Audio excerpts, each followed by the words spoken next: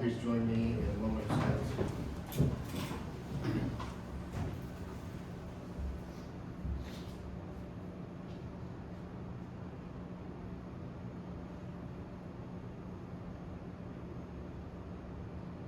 We have a couple scouts with us tonight working on their badges. So, Lucian and Travis, would you gentlemen please lead us in the Pledge of Allegiance?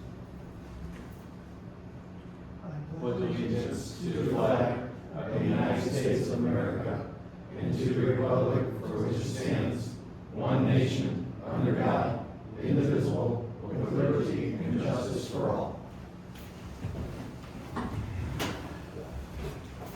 Floyd, would you take the roll? Trustee Nice. Present. Trustee Tribe. Here. Trustee Ferguson. Trustee Charo. Present. Trustee Gerber. Trustee Fletcher. Village President Kinsey. Present. Any public announcements?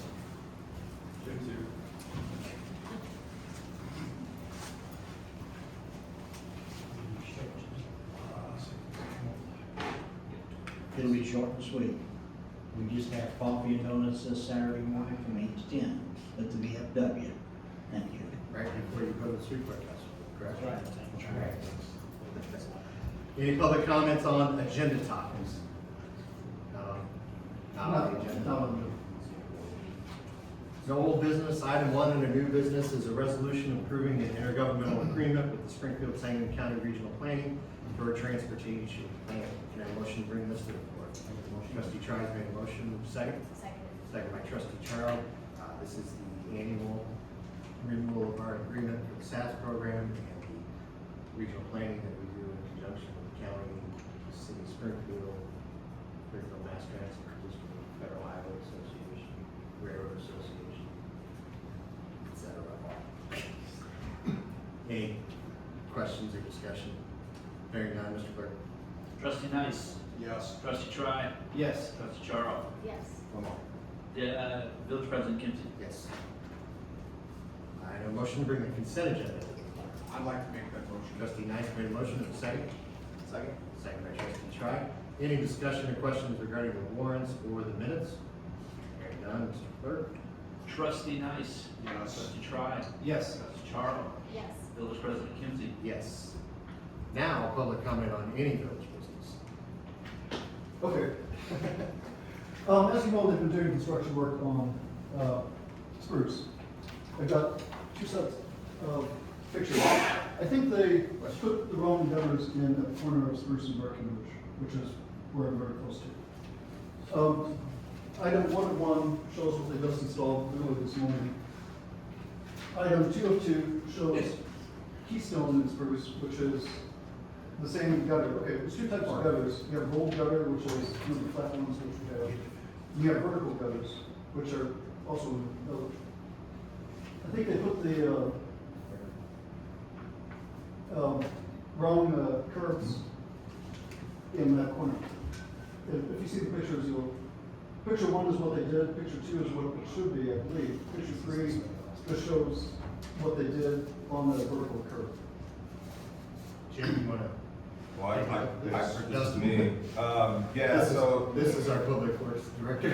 They installed those today. We've contacted the contractor that did it, told them they were wrong, and we're gonna wait for them to remedy the situation. So we totally agree, with what you said, so. Thank you. Yeah. This is the best meeting you've ever come to. That's it. All right, also. Thank you for coming. You're welcome. Yep. It's like 3 doors down. The way it is, it's a hazard for kids, people walking, cars, everything, anyway. It would definitely keep people from cutting the corner though, wouldn't it? Easily. Yeah. All right, Jim, You want to can we get your report here under public comment? Okay. Thank you.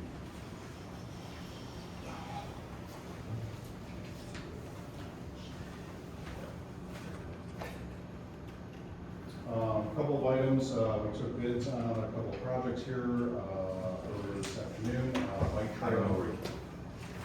All good. Received 3 bidders, and so we're going to be doing 363 feet of new bike path around Wall Diamonds in the CCFL football fields. Also received bids on that to do concrete sidewalks and some drainage improvements in between the fields to improve that. Dustin with the village is coordinating with the CCFL organization and working together with them on the improvement. But successful bids on both of them, and we're going to be moving forward with those projects. So issue some bid tags and ordinances to be created for the next meeting. Are we close? Is the meeting closed? Yeah, sure. So, I think that's coordinated with that, they were happy with prices, so we're moving forward, so. Let's see, Fox Creek Plat 10, from a development standpoint, they poured curbs out there. Last week we did a proof roll, successfully on that, and, we'll be paving the roadway here over the next, week or so, and, getting that subdivision, completed. Working with the developer for Mayor Hill Plat 2 to do roadway repairs along Firstborn Lane.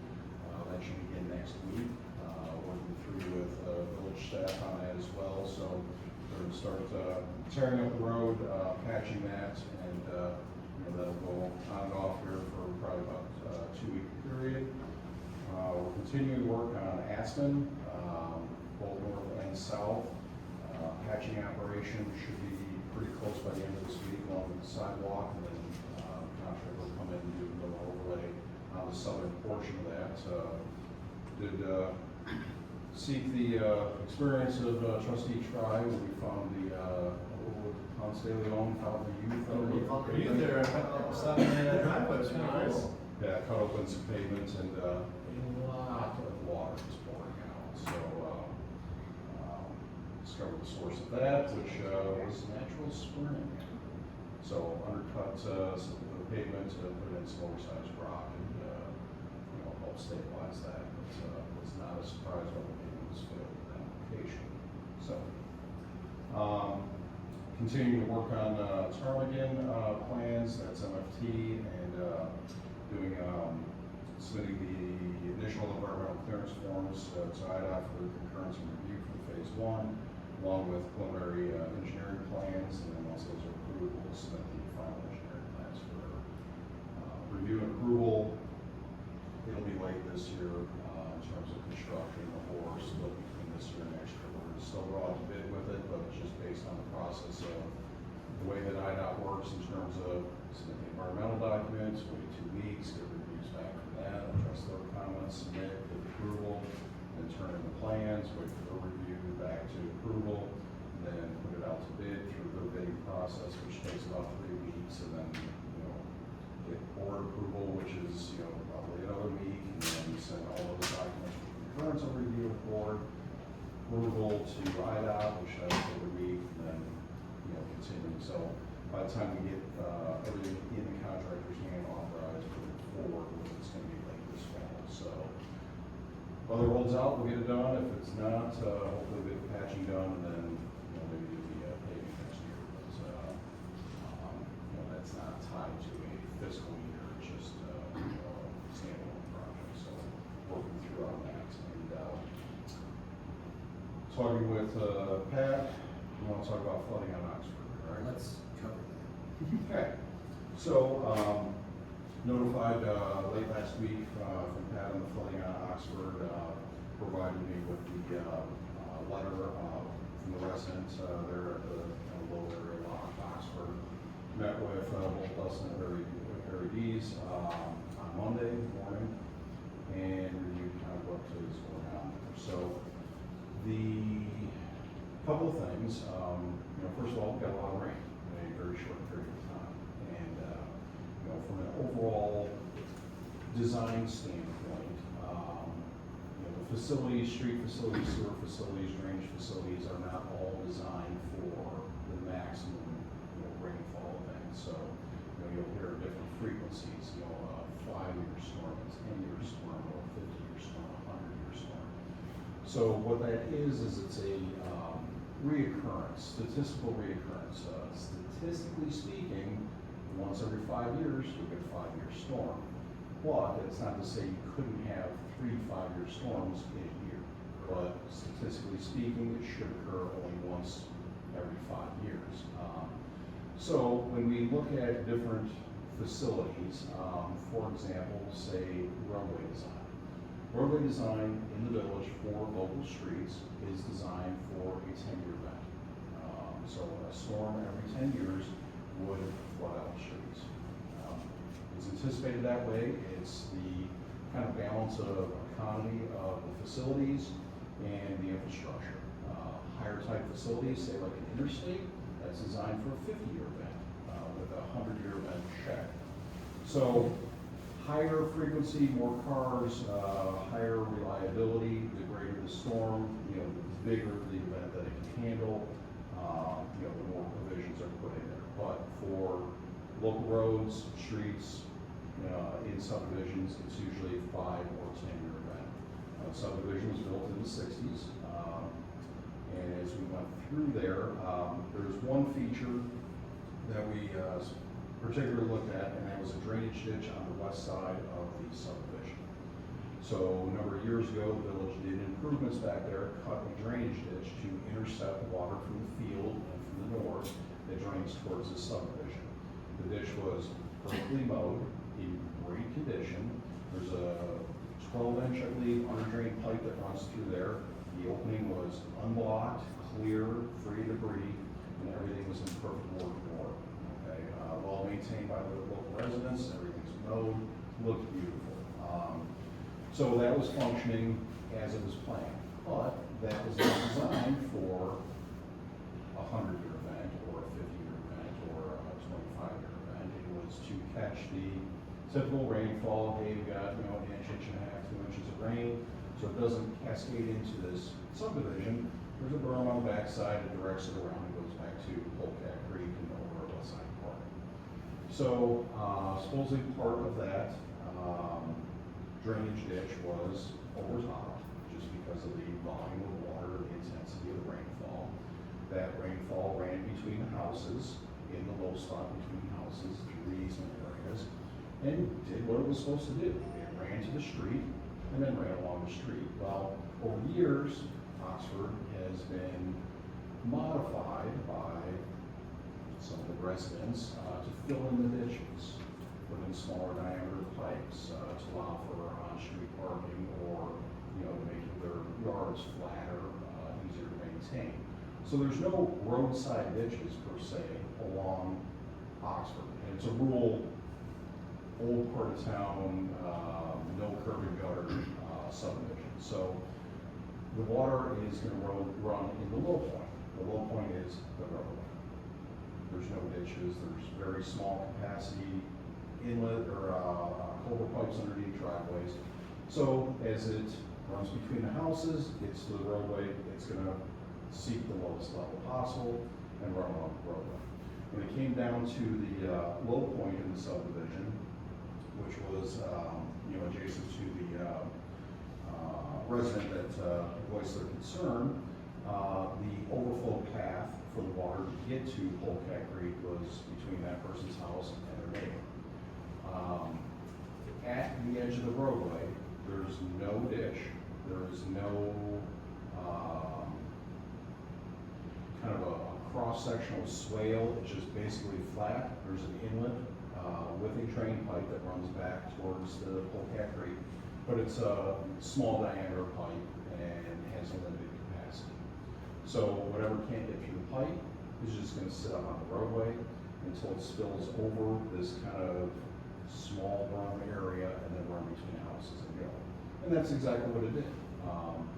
Filled up the roadway maybe 6 to 8 inches, still lower this high point, and continued to run down to Polecat Creek. Talking with Dustin Berry, the Polecat Creek was not surcharged, was not out of its banks, did not back up into the roadway. This was all from upstream running down through the subdivision, getting to this low point, cooling out, and then still this little crest area that was between the houses. So, did what it was supposed to do. No one's houses were flooded. The street had some water on it for an hour, and then it dissipated and drained away.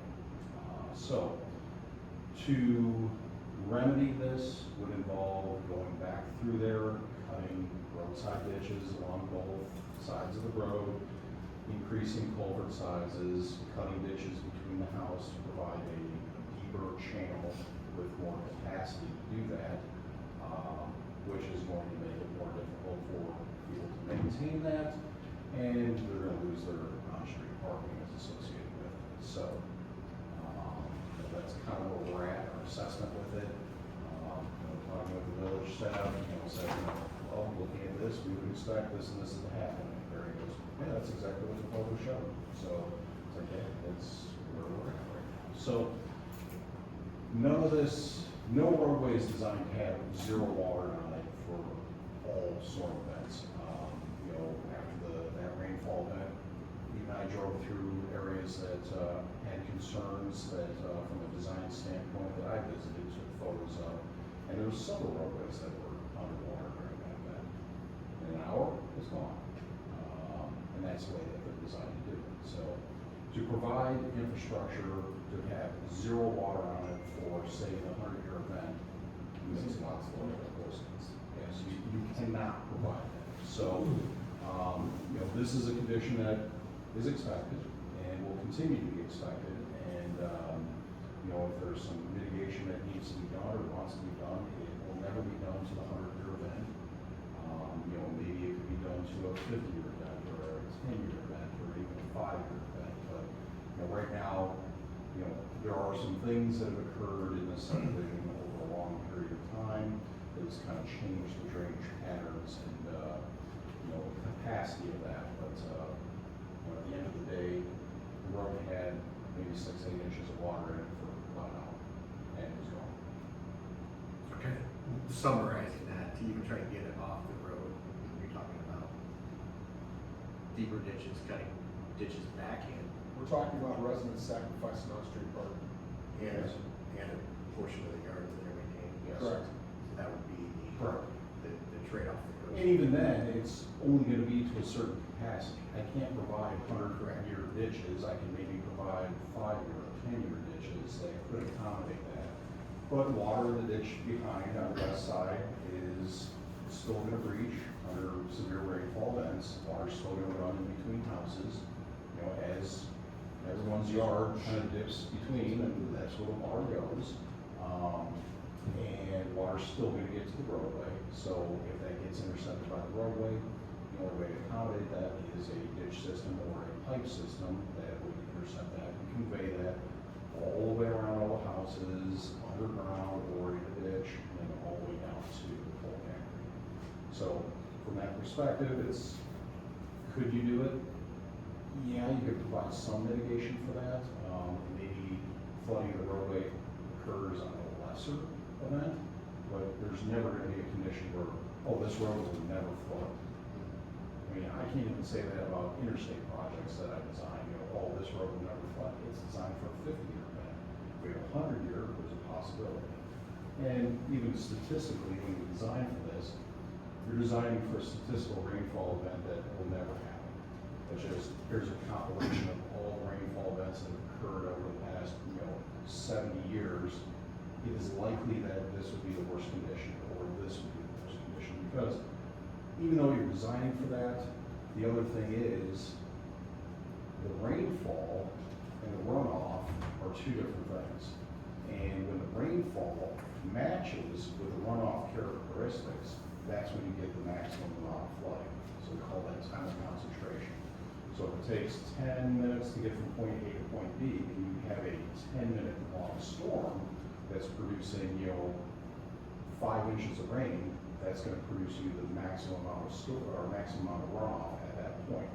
If you have a 10-minute time of concentration, it takes to get from point A to B. If you have a 5-minute storm, only half the watershed is participating at any given time, because that first flood of water is gonna run through, and then there's gonna be no rain and come through.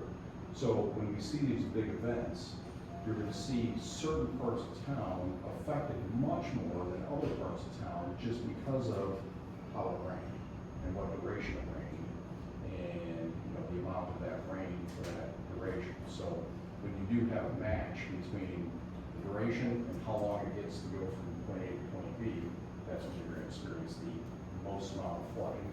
Not sure what they experienced over at Oxford was kind of that storm that matched up really well with that watershed for that period of time, which they saw the flooding. And that is similar to what we have worked through in the past about what happened behind the utility storage areas. That whole area is in that watershed fall off for the entirety of the western part of the county. Yes. And everything kind of moves Yes. through Correct. Old Crab Creek Yes. from all of those fields. Yes. So that's where you're talking about that duration of that runoff Correct. coming out of that entire watershed has to get there at some point in time.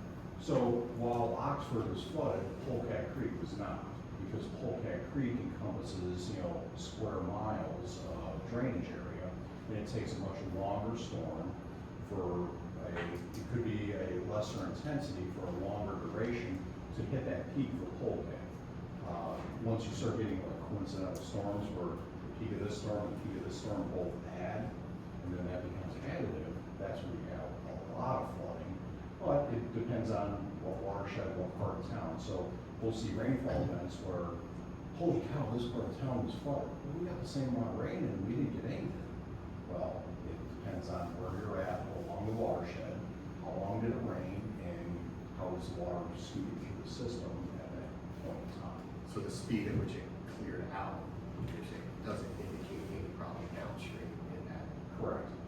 So, in this case, Polecat Creek was down, was not backing up into their yards, was not, inhibiting the flow with tailwater conditions that would prevent the roadway to drain. So the roadway was free to drain, except at the roadway, the grade was perfectly flat. It had to build up 6 inches in the roadway before it spilled over and went into the yards. And that's what happened.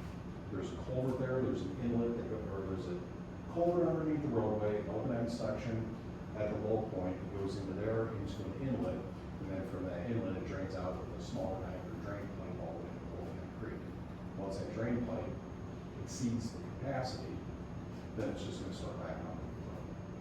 And, there's no other surface drainage until it gets high enough, 6 to 8 inches high in the roadway, to spill over that crest at the edge of the roadway and go into the yards. So, Anybody else have any questions? Learn more about watershed drainage? yeah. I know that area well, and so it's actually right across the street from my neighborhood. Mhm. And my neighborhood didn't flood, but we've got kind of a hill that slopes downward, and it does flood at the base of that hill. Sure. And it's rare, but I know about the frequency of the situation there, and it was a lot that day, and so I heard a lot about it too. Yeah, and, it did what I would expect it to do. And again, within a half hour to an hour, it was gone. And, you go out there today, there's no flood damage, there's no signs that it ever flooded, it's, everything is back to normal. So they did experience that for a short duration of time during that flooding event, but, at what cost to prevent it. So, One other question, which I know you answered before, but always bears every couple of years to kind of go back through. sure. The change in time over subdivision codes and how subdivisions are constructed, and why some roads, like you said, have a curb and gutter and a sidewalk on it, and then some neighborhoods that were built back in the 50s, 60s, and 70s, that doesn't exist anymore. And how sidewalks are initially placed into a subdivision and at whose cost that comes. Sure. So current standards, the cost of that is on the developer when they put in the subdivision. So, they're under the responsibility of doing that with a new subdivision. Back in the old days, there were no ADA laws, there were no mobility laws, there were no, sidewalks per se, people were walking the roadway or walking front yards or whatever. So a lot of the older subdivisions don't have sidewalk. When we first started with the village, one of our first tasks was redoing and adding sidewalks in the old part of town, from a grant that Terry Fountain got. This is an expiring TIF program. Yes, back in the day.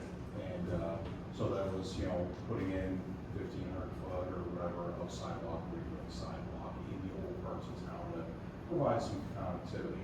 So, I mean, those type of projects are few and far between.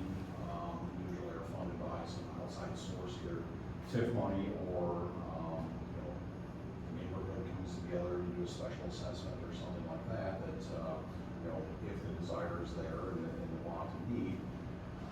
A lot of times you see people don't want sidewalk in the front yard. If they've never had sidewalk in the front yard, it's not an issue for them. You know, they don't want part of their front yard encumbered by sidewalk. If that's a condition that they either enjoyed or not enjoyed for the past 65 years. You know, it just depends on what that neighborhood wants or wants to do out there. You know, would it be beneficial? Maybe, maybe not. You know, but there's no current ordinance that says, you know, we have to retroactively go back and put sidewalk in everywhere. We can look at a needs assessment or whatever and, you know, determine that, but, you know, a lot of that is going to be more destination type, facilities, you know, adjacent to the park, safe routes to school type stuff. You know, we're putting in walkways or, you know, bike trails, that kind of thing. But yeah, just the standards weren't there and it wasn't a requirement back in the day, which, you know, we see in the old part of town, there's no curb and gutter, it's all oil chip streets, it's, you know, roadside ditches or swales, maybe some under drain pipe, field pipe drainage, stuff that, you know, we've come across quite a bit here over the past few years, and, you know, that just was the standard of the day back then, and as new subdivisions come out, you know, that's the way it is. No different than buying a car. You want a 1950 car or you want a 2026 car? I mean, two different technologies. And that cost, that's somewhere when it's a developer that's being required to put all that in, that cost is ultimately borne by whoever acquires the property. Absolutely. That goes in there. Absolutely, because That's where that notion of a special assessment is, because that's how the village typically, and Yes. I say typically because of the TIF programs, the one-offs that sometimes we land on, but typically that cost is borne by the developers and ultimately the homeowners. And that's why that special assessment process comes in, to make sure that subdivision, everybody in it, wants it, and understands that that is typically part of somebody's house, so it's not that in subdivision A, that's built under a different set of standards that required curb and gutter or sidewalk, was anything that the village did differently, other than requiring that as the current building code. Correct. And even sidewalk in this day and age, when, you know, developer's responsible for putting it in, it gets established, anything that isn't put in at the initial onset of the subdivision, gets set up as a letter of credit, and the developer's on the hook for that. But as the houses come in, it's up to each individual homeowner to put in their sidewalk as part of that requirement. So that's all cooked into the cost of the lot and, you know, the sales price of the lot. So, you know, individual homeowners, based on the sale of that lot with the developer, they're responsible for putting in the sidewalk themselves. It's not the developer coming in after the fact to put that in. So while he's ultimately responsible, because it does end up being a public improvement as part of his subdivision, still the cost is borne by the property owner ultimately. And also as well. Because public improvement on for a sidewalk requires a certain easement that's granted to the village as well, and that's different than public utility easement. Yes. So if it doesn't currently exist as a infrastructure easement, only a public utility easement, at that point in time, even if the village was trying to do it, say with different, we have to then secure landowners, private property owner, the easement rights on every single. Because new subdivisions, it's incorporated into the right of way, the dedicated right of way. So, you know, from edge of sidewalk to edge of sidewalk, from 1 foot out to 1 foot out, that's the entire roadway corridor. Easements are usually behind the right of way limits. Some of the old parts of town don't even have right of way. You know, property owners own the center line of the road, and there's a prescribed understood right away there that, you know, this area is used for public good and public access, you know, typically 33 feet, and the smaller ones are township roads and so forth. But, yes, if you were to build a public improvement, the village would have to go to every property owner and go, we would like to purchase or like you to dedicate an easement for public improvement facilities, roadway improvements, sidewalk, or what. It cannot just be thrown into a utility easement. It has to be secured for that purpose. So every property owner along that corridor would have to sign off and either dedicate, or the village would have to purchase an easement to do that. So, Anything else? and there's no eminent domain on that either. Clear on that? I was more than thrilled. I'm happy that you addressed that, because I had this conversation with Pat about 7 years ago. I don't know if you remember. Then he told me all about this, because my neighborhood is one of those. And we have big wide streets. And, you know, so you don't necessarily need a sidewalk, but people would ask, you know, why don't we have sidewalks? And if people So I want asked- sidewalks, and they're willing to do that, dedicate or, you know, their easements, we will put together a price for putting sidewalks in that subdivision, and then all of the people that live in that subdivision will share in those costs. Through a special assessment. He said to go knock on doors. Yeah. I Because that's the hard part. didn't do it, did I? I've- Lexi? Some people want a sidewalk, but then maybe your next two neighbors don't really care. They get in their car and they drive away, you know? So, It gets really good when you own a corner lot, and you have two lot lines of exposure, and then you're putting it on property. You wanna be on a cul-de-sac in those situations, you don't wanna. The narrow, not the long part of it. No, you wanna be on the short part in the back of the cul-de-sac, so, but, yes, it's, you know, a lot of times when you do special assessments of those, they are levied based on the frontage of the roadway, right-of-way, or property that is getting improved, so, you know, a lot of times it isn't equally distributed. Property owner A, oh yeah, I'm in for it, you know, that's, you know, gonna be $2,500 for the sidewalk for me. And then property owner D is like, yeah, I'm in for $28,000 for the sidewalk because I have more frontage. No thanks. So, it's, yeah. Well, I appreciate both of those, it's good, I know we cover it Every once in a while. every 2 or 3 years, so it's Absolutely. always good for a Absolutely. refresher. I like that conversation as much as I like the property tax levy conversation, because unless you've heard the whole thing, and kid, it's, you know, it's not as easy to understand everything that actually goes into that part, so certainly appreciate that. Anybody have any other questions for Jim? Did you have any more? That's it, just let me know what else you need from me on that, you know, in terms of the further explanation or kind of what's in the history of what went on out there was, but, you know, I think I covered based on the knowledge that I have from what the village, you know, confided in me, and then, you know, also it worked the way it was supposed to work, and drained the way it was supposed to drain. And the first question I had for us, any houses flood? I said, no, like, when did that work? So, And this isn't every rainfall, this is just. No. The head. No. It's unusual. well, it's gonna be the heavy rainfall that's married up with the exact time concentration of that subdivision. If it took 23 minutes to get from point A to point B, and you had a 23-minute, you know, full-on rainfall storm, that's gonna produce a significant flooding event there. Now, if you had a 5-minute storm, you're not gonna see a fraction of that there, but someone else that has a 5-minute time of concentration storm, they might have their whole backyard flooded during that storm. And it's like, it just depends, you know, like I said, over here, depends on how much drains to that and how long it takes to get there.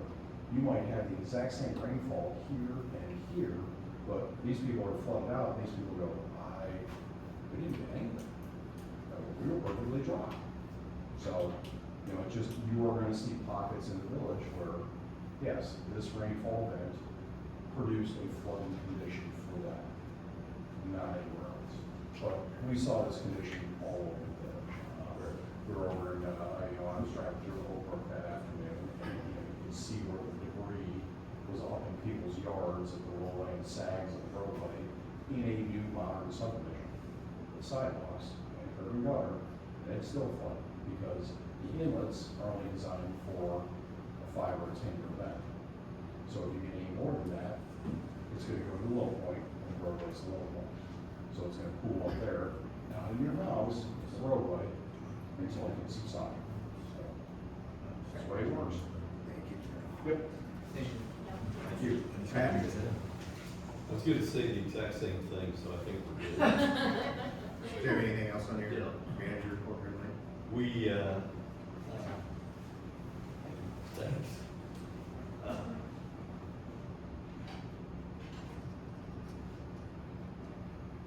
I had it, but When he started I adding should math. sailed, man. All right. Start on the property here. Yeah, we had a meeting last night, everyone was intense, Dustin and Stan with Nick, he did a great job. My camera, right? He did a great job. A couple things to note, Roland was talking about getting some additional grants and some, ARP funds for, some projects within the parks, docket, so he's working on that. He's thinking about, he's still interested in his bike park. Decatur has something, we're trying to get some information on it, but they didn't call it bike park. That actually includes skateboards, so we're trying to do a little bit. They asked me for a quick update on the village hall, so it's moving forward, so it's over there. So people, they're asking about, they see it coming out, it's just kind of, so they're seeing progress on it, we've got hot weather, but it's not wet, so it should be making good progress on it. I agree. Down on the basement, down.